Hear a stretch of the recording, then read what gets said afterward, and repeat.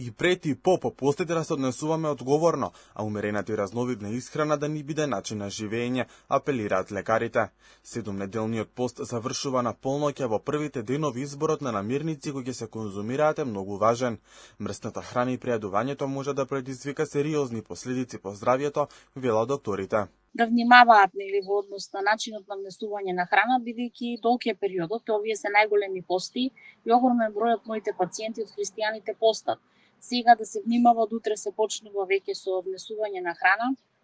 Апел до сите, тоа да не биде во големи количини, да не биде залијано со многу алкохол, наеднаш да не биде месо, јајца, сирење, знаете, многу протеини, заради тоа што може да изреагираат одредени органи, да се направат панкреатит и жолчки да изреагираат во однос на организмот. Така да внимателно да се внесуваат храни во помали количини, постепено, еден ден еден вид на храна, утре другиот ден наредниот постепено, за да може желудникот и сите дигестивни органи да се привикнат во однос на внесувањето на храната, количините, сето тоа да нема здравствени проблеми. Во првите денови по завршувањето на постот исхраната треба да изобилува со зеленчук и овошје, а месото постепено да се внесува.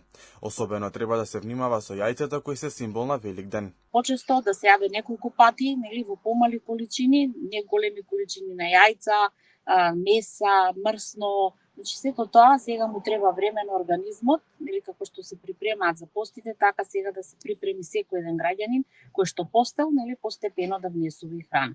Секако и во здрави услови, кога не се празници, ние лекарите препорачуваме да се јадат неколку оброка, да не бидат тие обилни, заради панкреасот да го чуваме, да може подолго време да лачи инсулин нормално. Иначе сето тоа ако е во големи количини, ако цел ден се гладува, па внесете голема количина храна, му прави шок на целокупниот организам.